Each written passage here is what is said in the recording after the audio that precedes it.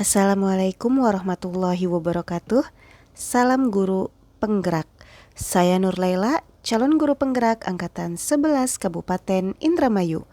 Saat ini saya akan memaparkan eksplorasi konsep modul 2.2 tentang pembelajaran sosial emosional navigasi 1 sampai dengan 19.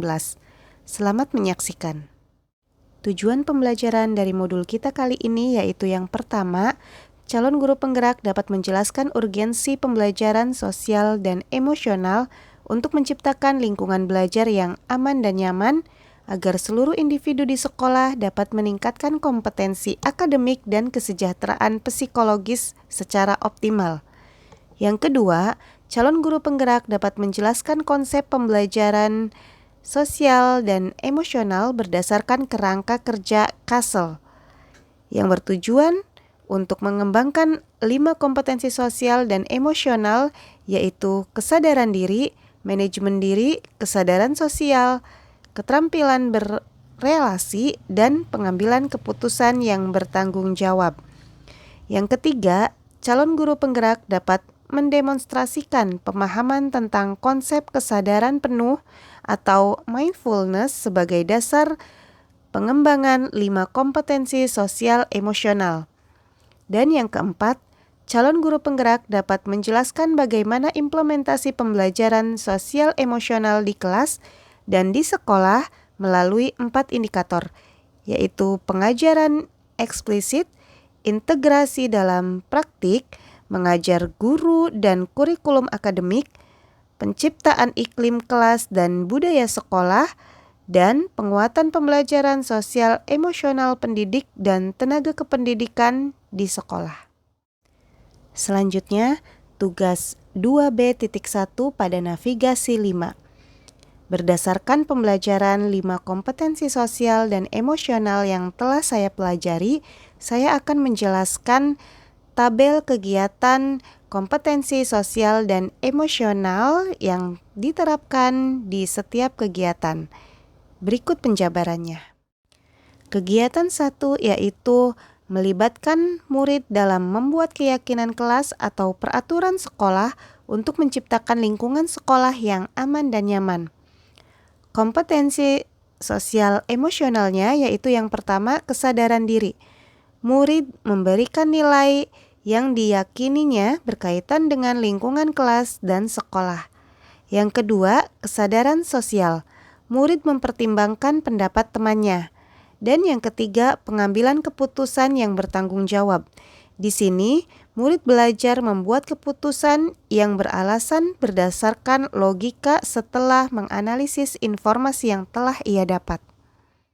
Selanjutnya, kegiatan yang kedua, memberikan kesempatan pada murid untuk membaca buku pilihannya dalam suasana yang kondusif. Kompetensi sosial ekonominya yang pertama, kesadaran diri, di mana murid melakukan literasi buku sesuai dengan minat bacanya. Yang kedua, kesadaran sosial, di mana murid secara bersama melakukan literasi atau membaca buku.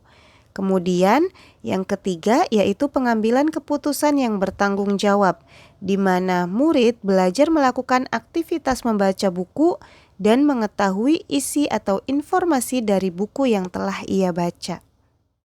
Kegiatan yang ketiga, memberikan kesempatan pada murid untuk merefleksikan proses pembelajaran yang sudah diikuti.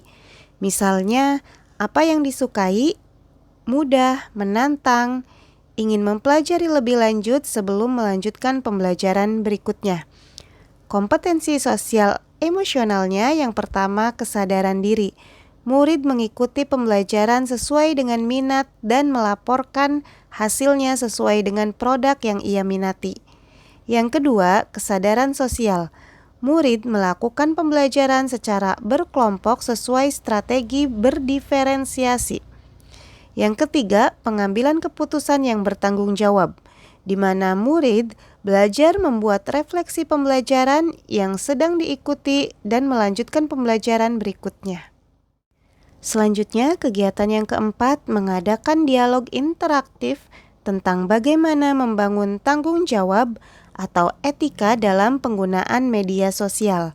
Kompetensi sosial emosionalnya yang pertama kesadaran diri, murid menggunakan dan memanfaatkan teknologi media sosial dengan bijak. Yang kedua, kesadaran sosial. Murid melakukan interaksi dengan orang-orang di media sosial dan saling menghormati atau menghargai sesama pengguna media sosial. Dan yang ketiga, pengambilan keputusan yang bertanggung jawab. Di sini, murid belajar memanfaatkan media sosial untuk belajar dan menghargai hak bermedia sosial. Kegiatan yang kelima, memberikan fleksibilitas pada murid untuk mengerjakan tugas yang telah dipilihnya terlebih dahulu. Kompetensi sosial emosionalnya yaitu yang pertama kesadaran diri.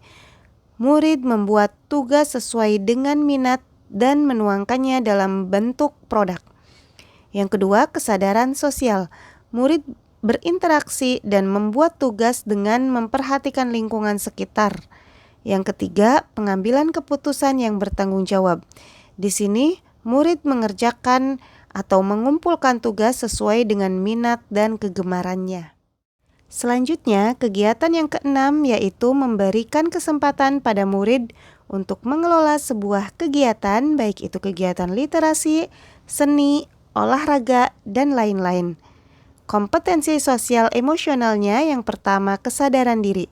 Murid menyampaikan minat dan bakat yang dimilikinya. Yang kedua, kesadaran sosial. Murid melaksanakan apa yang menjadi minat dan bakat yang dimilikinya dan melakukan secara bersama-sama sesuai dengan kelompok minat yang sama. Yang ketiga, pengambilan keputusan yang bertanggung jawab. Belajar mengimplementasikan atau menyalurkan bakat dan potensinya sesuai dengan kebutuhan dan minat murid. Tugas selanjutnya, refleksi D1A. Tentang kesadaran diri navigasi 9. Sebelumnya, saya berpikir bahwa pembelajaran tentang sosial emosional diri tidak penting dan tidak bisa diterapkan dalam pembelajaran. Ternyata, setelah mempelajari RPP ini, saya menyadari bahwa kompetensi sosial emosional bisa dilakukan secara lebih eksplisit dan sistematis. RPP ini menunjukkan bagaimana kesadaran diri bisa diajarkan melalui aktivitas yang terstruktur, misalnya dengan melibatkan murid dalam refleksi diri yang dipandu dan memberikan mereka kesempatan untuk mengeksplorasi perasaan serta pikiran mereka dengan lebih sadar. Ide pembelajaran baru atau menarik yang akan saya terapkan dalam kelas adalah memulai hari dengan cek emosional di mana murid dapat berbagi perasaan mereka secara singkat. Murid secara rutin diminta untuk merefleksikan pengalaman belajar mereka, menggambarkan perasaan yang muncul, dan mengidentifikasi bagaimana mereka dapat menggunakan kesadaran diri untuk meningkatkan pembelajaran mereka di masa yang akan datang. Tugas selanjutnya, refleksi D1B. Tentang manajemen diri navigasi 10. Sebelumnya, saya berpikir manajemen diri tidak bisa dilakukan dalam sebuah kegiatan di kelas, melainkan manajemen diri lebih kepada kemampuan murid dalam mengatur kegiatan di dalam kelas. Ternyata, manajemen diri juga mencakup kemampuan untuk mengenali dan mengelola stres, menetapkan tujuan yang realistis, serta mengembangkan kebiasaan yang mendukung kesejahteraan jangka panjang. Saya juga menemukan bahwa strategi manajemen diri bisa lebih efektif jika dilandasi oleh pemahaman yang mendalam tentang diri sendiri dan motivasi internal. Ide pembelajaran baru atau menarik yang akan saya terapkan, yang pertama, penggunaan jurnal refleksi. Saya akan mengajak murid untuk menulis jurnal refleksi secara rutin. Ini akan membantu mereka mengenali emosi, tantangan, dan kemajuan dalam pengelolaan diri mereka. Yang kedua, latihan mindfulness, di mana melibatkan latihan mindfulness di awal atau di akhir setiap sesi pembelajaran untuk membantu murid lebih sadar dan fokus pada pengalaman mereka saat ini. Tugas selanjutnya, refleksi D1C tentang kesadaran sosial navigasi 11. Sebelumnya, saya berpikir bahwa kesadaran sosial terlihat pada bagaimana murid berinteraksi dengan orang lain dan memahami perbedaan dalam masyarakat. Saya merasa bahwa hal ini bisa diajarkan terutama melalui diskusi kelompok dan aktivitas yang melibatkan kerjasama. Ternyata, kesadaran sosial tidak hanya tentang memahami orang lain, tetapi juga tentang mengenali diri sendiri dan lingkungan sekitar. Ide pembelajaran baru atau menarik yang akan saya terapkan adalah saya akan menerapkan strategi pembelajaran berbasis project atau project-based learning, di mana murid bekerja dalam kelompok untuk memecahkan masalah sosial yang relevan dengan komunitas mereka. Selanjutnya, tugas refleksi D1D keterampilan berelasi navigasi ke-12. Sebelumnya, saya berpikir bahwa keterampilan berelasi tidak bisa dibuat dalam bentuk RPP. Saya menganggap bahwa murid secara alami akan belajar berelasi dengan baik jika mereka sering bekerja sama dalam kegiatan akademik. Ternyata keterampilan berelasi melibatkan lebih dari sekedar kerjasama. Hal ini mencakup kemampuan untuk mendengarkan dengan empati, memahami perspektif orang lain, mengelola konflik secara konstruktif, dan berkomunikasi dengan jelas dan efektif. Ide pembelajaran baru atau menarik yang akan saya terapkan adalah saya akan menerapkan sesi diskusi reflektif di akhir setiap proyek kelompok, di mana murid dapat merenungkan bagaimana mereka bekerja sama, apa yang mereka pelajari tentang keterampilan berelasi, dan bagaimana mereka dapat meningkatkan kemampuan tersebut di masa yang akan datang. Tugas D1E tentang pengambilan keputusan yang bertanggung jawab navigasi ke-13. Sebelumnya, saya berpikir bahwa tidak ada cara khusus yang digunakan dalam pengambilan keputusan yang bertanggung jawab. Ternyata bisa dilakukan dengan strategi yang beragam, salah satunya strategi POC. Ide pembelajaran baru atau menarik yang akan saya terapkan adalah membuat simulasi pengambilan keputusan dengan bermain peran di mana murid harus membuat keputusan dalam situasi yang mirip dengan tantangan kehidupan yang nyata. Misalnya, simulasi tentang perancangan tata ruang kota dalam pembelajaran geografi, di mana murid harus mempertimbangkan berbagai faktor dan dampak dari keputusan mereka. Selanjutnya, refleksi D2 pada navigasi ke-15. Sebelumnya, saya berpikir bahwa pembelajaran sosial emosional atau SEL mungkin lebih fokus pada materi-materi yang bersifat umum dan tidak terlalu terintegrasi dengan kurikulum akademik yang spesifik. Saya juga merasa bahwa penerapannya bisa menjadi tantangan terutama dalam kelas dengan beragam karakteristik, latar belakang, dan kebutuhan murid. Ternyata RPPPSE menunjukkan bahwa sosial emosional dapat diintegrasikan secara efektif ke dalam berbagai aspek kurikulum dan kegiatan sehari-hari di dalam kelas. Ide pembelajaran baru atau menarik yang akan saya terapkan adalah menerapkan proyek berbasis masalah, di mana murid bekerja dalam kelompok untuk menyelesaikan masalahnya dengan nyata. Selanjutnya, refleksi D.4a pada navigasi ke-18. Di sini saya menuliskan beberapa bentuk penguatan KSE diri atau kompetensi sosial emosional diri.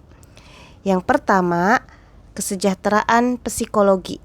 Alasannya, saya ingin memiliki sikap positif terhadap diri sendiri dan orang lain, dapat membuat keputusan dan mengatur tingkah laku sendiri, dapat memiliki kebutuhan diri sendiri dengan menciptakan dan mengelola lingkungan dengan baik, memiliki tujuan hidup dan membuat hidup saya lebih bermakna, berusaha mengeksplorasi dan mengembangkan diri. Bentuk penguatan kompetensi sosial emosional diri yang kedua yaitu kesadaran penuh atau mindfulness. Alasannya, saya ingin seluruh kegiatan-kegiatan belajar mengajar di sekolah dapat dimaknai dalam keadaan berkesadaran penuh atau mindfulness, sehingga apa yang terjadi di dalam kelas dapat disadari dan dimaknai untuk mengontrol sikap sosial dan emosional setiap individu atau warga sekolah. Yang ketiga, bentuk penguatan kompetensi sosial emosional diri yaitu kesadaran diri. Alasannya, saya ingin meningkatkan kemampuan untuk memahami perasaan, emosi, dan nilai-nilai diri sendiri dan bagaimana pengaruhnya pada perilaku diri dalam berbagai situasi dan konteks kehidupan. Selanjutnya, bentuk penguatan kompetensi sosial emosional diri yang keempat yaitu manajemen diri. Alasannya, saya ingin meningkatkan kemampuan untuk emosi, pikiran, dan perilaku diri secara efektif dalam berbagai tujuan dan apresiasi, sehingga menjadi pribadi yang mampu memahami dan merespon berbagai permasalahan dengan lebih bijaksana. Bentuk penguatan kompetensi sosial emosional diri yang kelima yaitu kesadaran sosial, di mana alasan saya ingin meningkatkan kemampuan untuk memahami sudut pandang dan dapat berempati dengan orang lain termasuk mereka yang berasal dari latar belakang, budaya, dan konteks yang berbeda-beda. Nah, yang terakhir nih, bentuk penguatan kompetensi sosial emosional diri yang keenam yaitu pengambilan keputusan yang bertanggung jawab. Alasannya, saya ingin meningkatkan kemampuan untuk menentukan pilihan-pilihan membangun yang didasari atas kepedulian, kapasitas dalam mempertimbangkan standar-standar etis dan rasa aman, dan untuk mengevaluasi manfaat serta konsekuensi dari bermacam-macam tindakan dan perilaku untuk kesejahteraan psikologis diri sendiri, masyarakat, dan kelompok. Dan selanjutnya refleksi yang terakhir yaitu refleksi D4B pada navigasi ke-19. Bentuk penguatan kompetensi sosial emosional rekan sejawat. Di sini yaitu saya memilih kegiatan pelatihan dan pengembangan profesional dengan alasan peningkatan kualitas pengajaran, pelatihan yang berfokus pada kompetensi sosial emosional dapat membantu pendidik dan tenaga kependidikan untuk lebih efektif dalam berinteraksi dengan murid, mengelola kelas, dan membangun hubungan yang positif. Sekian yang dapat saya sampaikan. Mohon maaf banyak salah-salah kata. Terima kasih, terus dukung saya dengan cara klik subscribe dan aktifkan tombol loncengnya. Wassalamualaikum warahmatullahi wabarakatuh.